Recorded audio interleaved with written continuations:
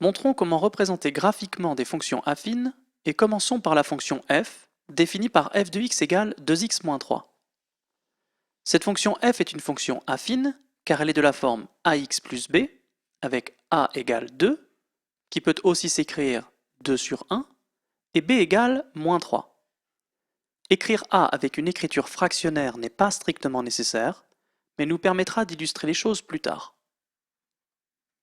La première méthode pour représenter une fonction affine, qui s'applique d'ailleurs également à tout autre type de fonction, consiste à faire un tableau de valeurs.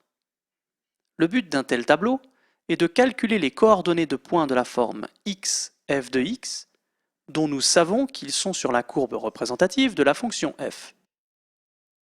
Nous allons maintenant choisir des valeurs de x dans notre tableau et calculer les valeurs de f de x qui correspondent. On choisit bien sûr des valeurs de x qui nous arrangent pour les calculs. Commençons par choisir x égale 0.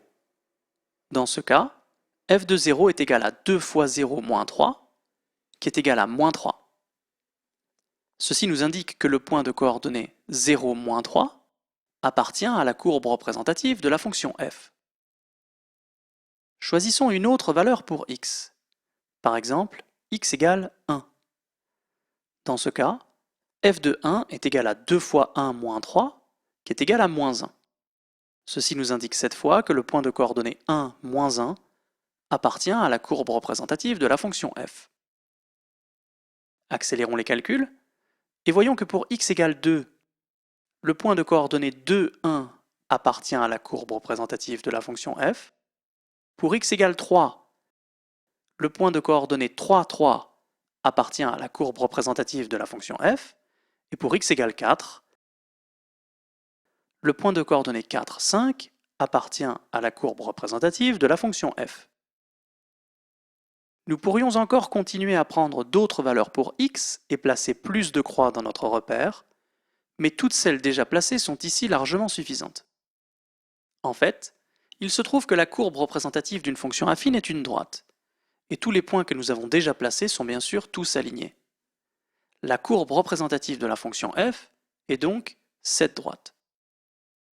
Remarquons au passage que comme il était vrai dès le départ que la courbe représentative de la fonction f était une droite, nous aurions pu arrêter notre tableau de valeurs après avoir choisi simplement 2 valeurs pour x, au lieu d'en choisir 5. Tout ce que nous avons calculé nous permet cependant de voir ici un point important. Nous avons choisi dans le tableau de valeurs des valeurs de x allant de 1 en 1. Et nous pouvons voir que les valeurs de f de x ont, elles, augmenté de 2 en 2. Reprécisons bien que nous pouvions prendre, dans le tableau de valeurs, les valeurs de x que nous voulions. Cependant, comme le coefficient directeur a de f est 2 sur 1, en faisant avancer les x de 1 en 1, les f de x ont avancé de 2 en 2. Ce que nous venons de voir rend possible de tracer la droite qui représente la fonction f plus directement en utilisant les valeurs de son ordonnée à l'origine b et de son coefficient directeur a. Parce que l'ordonnée à l'origine de f vaut b égale moins 3, f de 0 vaut moins 3, et donc on peut simplement placer une première croix en 0, moins 3. C'est d'ailleurs pour cela que b s'appelle l'ordonnée à l'origine. B permet de placer, entre guillemets, une croix sur l'axe des ordonnées à une distance b de l'origine. Comme de plus, a vaut 2 sur 1, les f de x augmentent de 2 quand les x augmentent de 1.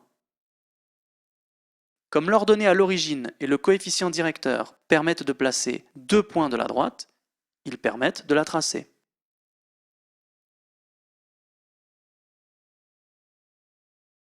Si le nombre a s'appelle le coefficient directeur de la droite, c'est parce que, comme on le voit ici, c'est lui qui est responsable de la direction de la droite.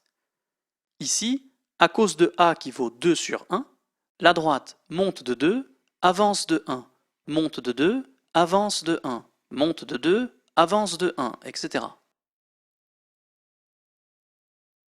Prenons un autre exemple d'une fonction g définie par g de x égale moins 2 tiers de x plus 1. Traçons cette fois la droite qui représente la fonction g directement en utilisant son ordonnée à l'origine b, qui vaut ici 1, et son coefficient directeur a, qui vaut ici moins 2 tiers.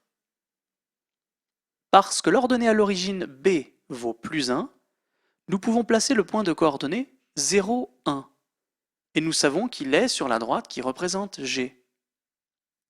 Comme de plus, le coefficient directeur de g est a égale moins 2 tiers, les f de x vont descendre de 2, à cause du moins 2 au numérateur, chaque fois que les x vont avancer de 3, à cause du 3 qui est au dénominateur. Nous savons donc placer deux points de la droite qui représentent la fonction g, et donc nous pouvons la tracer. Le point 0,1 est sur la droite parce que b égale 1, et le coefficient directeur moins 2 tiers permet de placer le deuxième point permettant de tracer la droite. Pour finir, si nous avions voulu faire un tableau de valeurs pour tracer la droite qui représente g, nous aurions choisi les valeurs 0 et 3 pour x. Prendre 3 au lieu de 1 en deuxième valeur simplifie les calculs à cause du 3 au dénominateur de moins 2 tiers.